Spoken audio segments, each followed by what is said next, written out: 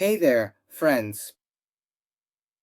I'm bringing you another video to inform you mainly about the world of luxury chess, about marketing, which can sometimes be a bit misleading. I'm not saying it's false, but sometimes it's a bit misleading when it comes to caring for high-end sets. I do want to address this a bit more to the audience in the United States. Uh, I don't have anything against any of the brands that sell these beautiful pieces, whether they're from India, the UK, or the United States, like House of Staunton, Royal Chess Bazaar, Royal Chessman, or ChessBazaar.com, the Indian company Chess, Tax Chess Store. Uh, there are also others from the UK that I can't recall right now. There are many I've seen. And there's a very important topic that I would like to clarify. For example, I often watch unboxings, from House of Staunton where they do send you your board, your pieces, your storage box, and I'm going to tell you a truth, what they don't tell you about storage boxes for high-end pieces. Uh, there are some sets that come, with their board and a wooden box, and inside there's already a space for you to put your chess pieces. If I remember correctly, there's a set called, well, it's a Grandmaster set from House of Staunton. I don't remember the series. But anyway, the thing is, I was really surprised because it comes with plastic. So I'm going to tell you more than a tip. It's a truth, and it's a truth, with technical and scientific basis.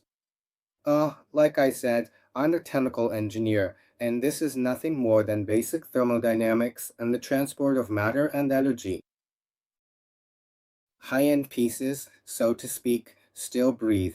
To put it in a colloquial way, they're living woods, in quotes. These are woods that will react to the environment, they'll react to temperature, and above all, they'll react to humidity. If we store them in a box or in some kind of case, whether it's leather, of course, everyone can buy whatever they like, right? Whatever appeals to you the most. But sometimes it's just a lot of marketing. I could keep them, if I wanted, in a Leah, in a leather or faux leather case, and inside, well, padded, so they don't bump into each other, and also with a felt lining, so they don't get scratched. But you have to be very careful with that kind of storage. That's why people often say, they broke, they cracked. One day I opened my trunk or my fancy box, and they were cracked. What breathes? If here in the environment right now I have above, here you can see the humidity, it's 60 something. You can see the temperature, it's a very good temperature for the paddock, which I have back here, and for the ebony. But if I open this box here too, throughout the day it has been balancing out due to the first law of thermodynamics, both the temperature and also the transfer of humidity. This wood is simply just pine wood. It's not, varnished, it's not painted, much less lacquered, so that I can ensure that inside here there's a controlled environment, because what they'll never tell you, my friend, and especially customers of House of Staunton, I mean, I have nothing against the brands, but what they'll never tell you is, well, you buy a chess set, you're going to arrive all excited, you'll see the pieces, you'll see the box and everything, well, how beautiful, right? But they'll never tell you that sudden changes in humidity, more than changes in temperature, sudden changes in humidity affect wood in general, and especially these fine woods, not to mention ebony, but all woods. If you have a change in humidity, it's a very large, very rapid humidity gradient that you're exposing that wood to, and it can crack. What is a box made of natural pine wood going to do? It's going to help buffer those changes in humidity. If right now the environment has 60 something% relative humidity and I open this box, after 4 or 5 hours of letting it acclimate and humidify, I'm going to have the same humidity inside. But if this were covered with leather or varnished, it would have a totally different humidity level than what I have in the environment, and it would change either slowly or quickly with the surroundings. So what happens, for example, if I also put it inside something like a cardboard box or a box that's lined with leather, the pieces can sweat. In other words, there can be condensation, trapped moisture that the wood can't release because of the protection or the leather, and the pieces will not only swell, they can also get moldy, and vice versa.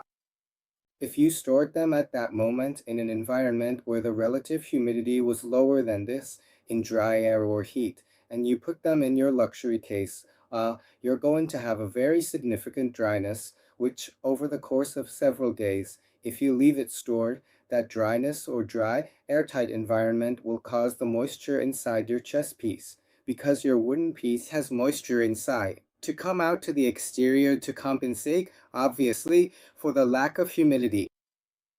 It's all mass transfer. It's all thermodynamics law as well. Why?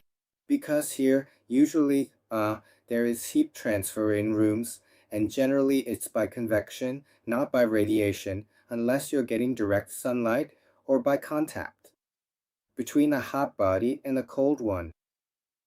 But raw wood, so to speak, natural wood, will help cushion those sudden changes. What would happen if I stored it, for example, in a high-end cardboard box, like the one I have back here? The changes are going to be very abrupt. If in the morning I was playing, I had my chess set displayed at 40, let's say, no, sorry, 60% relative humidity, and I leave it, and suddenly over the course of the day, in about 4 or 5 hours, it drops from 60 down to 20. Because yes, it happens, that kind of rapid humidity change can crack them. At first, it can form micro cracks over time. Over hours, days, weeks, or months it can crack, and one day you open your trunk and say, hey, they're cracked. So what affects them the most isn't just very high or very low humidity, but rather rapid changes in humidity. If I'm here and, like I mentioned in a previous video, I go out to play in my garden where there's sun, and there's more or less humidity than what I have inside, it's going to affect them. If there's less humidity, they're likely to crack. Why? Because chess pieces, this is something no one ever tells you, and unfortunately, there's a lot of misinformation on the internet. They'll never tell you because companies assume, or infer that you already know how to take care of them. You have humidity inside this piece here, and usually they always say that they break from here, right or not? Why? Because it's the thickest, hardest, and densest part of the wood. When it's padauk or when it's ebony, it's a very hard, very dense, very heavy wood, and that makes it fragile. Why? Because the moisture it has stored inside will tend to come out into the environment. And when there's less humidity in the environment, it will come out to compensate for the difference in humidity following the humidity gradient. And the other way around, when there's a lot of humidity in the environment, it will go in if there's less humidity inside. So, in a way, the wood swells or contracts. It swells and contracts, as if it were pulsing like a beating heart. But if it's a hardwood like padauk, and even more so ebony, it's such a dense hardwood that its structure doesn't allow for that pulsing of swelling and contracting. So what happens is that when it's losing moisture, that moisture, also due to the effect of temperature or heat, starts to evaporate microscopically and will find an exit through any grain or crack. Since it doesn't have since it's such a dense wood and doesn't allow for that swelling like bogwood does allow it, and so does sessile. Later on, I'll tell you which woods do allow it, or in the case of ebonized woods, but when it comes to padauk, and especially ebony, when that moisture wants to escape, it's going to look for a way out. And why is it going to escape? Because it's drier outside. And why is it going to crack? Why? Because ebony is so dense, its fibers are so tightly bound together at the molecular level, it's so compact. That's what makes it so beautiful, so pleasant to the touch. It's a very heavy piece, highly valued, and because it's a naturally black color. But that creates resistance. That resistance is what will make the piece crack, and it will crack at its weakest point, because the grain isn't uniform. It's like when an earthquake happens. If the building doesn't move with the quake, then it's going to break and the foundations will crack. It's the same thing. If outside we have more or less humidity and we don't allow it to enter or leave as it should, like ebony does, which is why it's such a delicate wood, it will crack. If I'm at 60-something degrees at most, ebony can tolerate 65 to 70 before it also starts to deform. And if I move to an environment of 20, definitely, if it doesn't crack in 20 or 30 minutes, it could crack in 20 or 30 days, or even a year, depending on how much humidity it has inside, how it was cured, because the wood does go through a curing process, at least a year where they leave it to dry in the sun, rotating and moving it. But that's what happens, and nobody ever tells you that. I come across videos that say, no, as long as it's still under warranty, just request a replacement. Don't try to repair it. Yes, that's true, but they don't tell you why. And a lot of the causes are also the cases. If you buy a fancy case, it's not going to work for you because either you won't allow gradual changes like you would with unfinished, unpainted pine wood, or you'll end up trapping the instrument with too much or too little humidity. This is a trunk that only cost me $12. I don't even have it lined, with felt, and I'll tell you why. There are two ways you can keep your high-end chess sets in perfect condition depending on the season. Because they're made of wood, and as I mentioned, wood will change in volume, and it will also change in its composition like with Padauk. When it's hot or cold season, I use a wooden box that costs $10 or $12, and there's a bit of a difference between one and the other. In what way? Right now, for example, if I have a warm environment, let's say 25 or 30 degrees. If I keep it lined with felt, that's going to help me.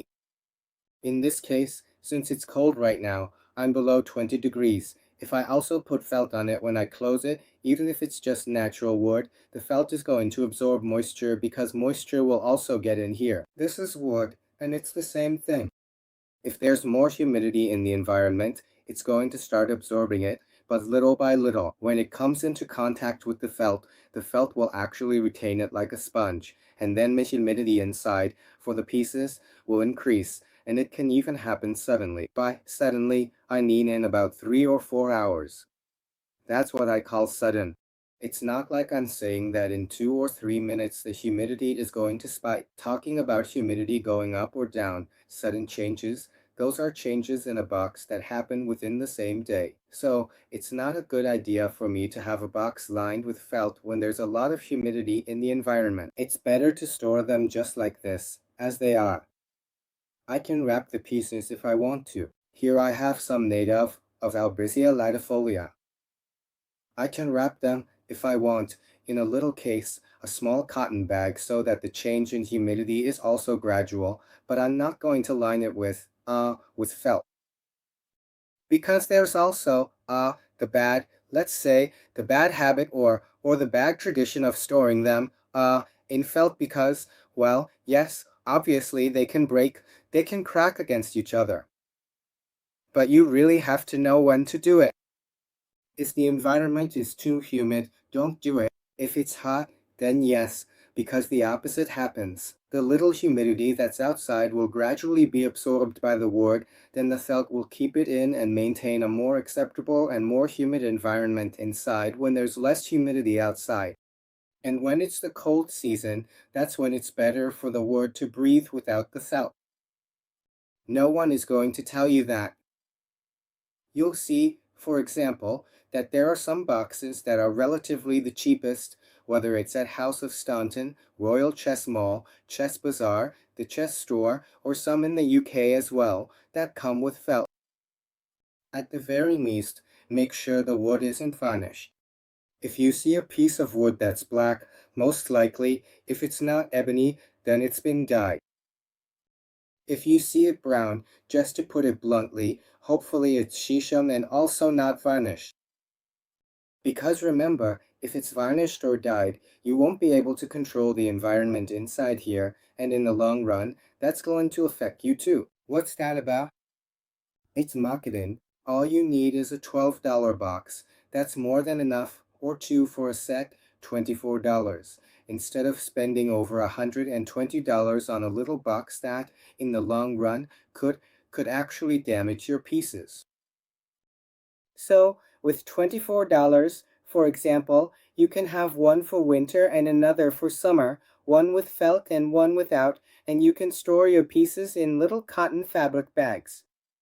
That's what I recommend to you. Having a hygrometer that costs less than $10 is also very good, but these are things they won't tell you. You should also open wooden chess sets, especially if they're high-end and come in the same case as the board, and they come with felt and cotton inside. Be very careful, because if the board is varnished on the outside, or has lacquer, or a glossy finish, it's the same thing. It won't let the wood inside breathe. If, on the other hand, it's just a satin or matte finish board, then there's no problem. But, ironically, for a high-end chess set, you actually need the cheapest box possible, preferably made of pine. Never store them in cardboard boxes, because there, too, the change in temperature, and more than temperature, humidity, will be very quick, and that's what affects these pieces. This is what I'm telling you. They don't tell you this. It's one of the 3 things they don't tell you. The first thing is, you don't need an expensive storage box. On the contrary, you have to keep them just like I'm telling you so they can last for years. That's the first thing they don't tell you. The second is, they'll never tell you to be careful with humidity. They'll mention the environment, the temperature, that they shouldn't be exposed to sunlight and should stay at 25 degrees at most, but they never say anything about humidity. And watch out, humidity is what really damages and ruins your high-end chess pieces. That's the second thing nobody tells you. And the third thing, or the third, let's say, the third thing that nobody tells you either, because they assume you already know it, is the care you need to take when a piece might get infected with mold, because too much humidity doesn't just make them swell, it can also cause them to get moldy. You can't add alcohol, you shouldn't add, much less water, or any disinfectant at all. You just clean it with a cloth. You don't even use acetic acid. You have to be very careful because when there's a risk of infection, the best thing to do is really to take it to be restored, because otherwise it can also infect the others. These are things nobody tells you about. So I'm telling you this because honestly, it made me really sad to see a video where a really beautiful set arrives. Yes, I'm going to say it. It's from House of Stutan and, well, it comes with a box that surprised me. Inside, the board comes just like you see here. Below, there's the box with the case for you to put the pieces in, and it's made of plastic, like it's a plastic similar to PET. That's terrible for high-end chess pieces, terrible for wooden pieces because it creates condensation. So that's unacceptable. If you're going to buy one, get it with felt. Use it only when it's hot or during the summer. Buy yourself another cheap one like this $12 one and use it in winter without lining so that the changes in humidity happen gradually. This will act as a protective barrier so that the changes in humidity are gradual. So, 2 things you should never forget. Your chess pieces are alive. That's one, and the other is to avoid sudden changes in humidity. I'll repeat it. If I'm in my bedroom and I'm going out to the patio, and my bedroom is colder, so it might be more humid, and outside it's really hot, so it might be less humid, my pieces could crack in a matter of hours. Has it ever happened that your ebony pieces crack in 4 or 5 hours? Or 4 or 5 days, 4 or 5 weeks, depending on how many times you do it. But that's something nobody tells you. You don't necessarily have to have a humidifier like I do or a dehumidifier. I do it because I have a lot of high-end pieces and I don't want them to crack, since they're also an investment. It's not necessary. You can just buy one of these for 10 TW, $12 so you know, hey, I have this level of humidity. Maybe it's better to store it, or maybe I shouldn't take it out. Because if you don't, they won't last and they'll end up like in those videos where they crack. But what are they going to tell you? Well, they'll just tell you to replace it, not to try to fix it yourself. And if it's under warranty, then to have it replaced. But they won't really tell you the real reason why. So, and that also surprises me. High-end stores don't tell you anything about humidity either. So, that's what you need to know before buying it. Anything else, you can write it down in the comment box. I can tell you what other types of wood you can use, but preferably use natural pine so that the humidity gradient doesn't affect the chess pieces and they don't crack.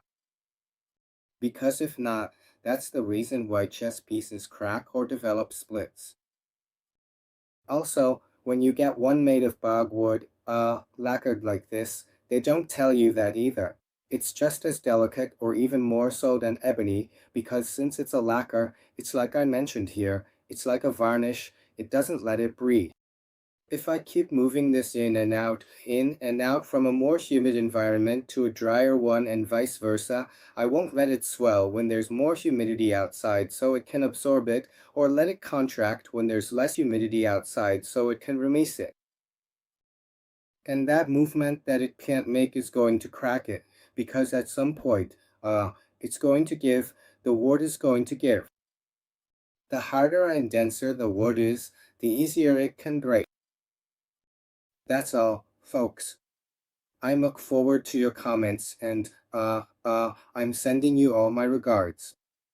If you have any questions, I'd be happy to recommend other types of boxes you can use.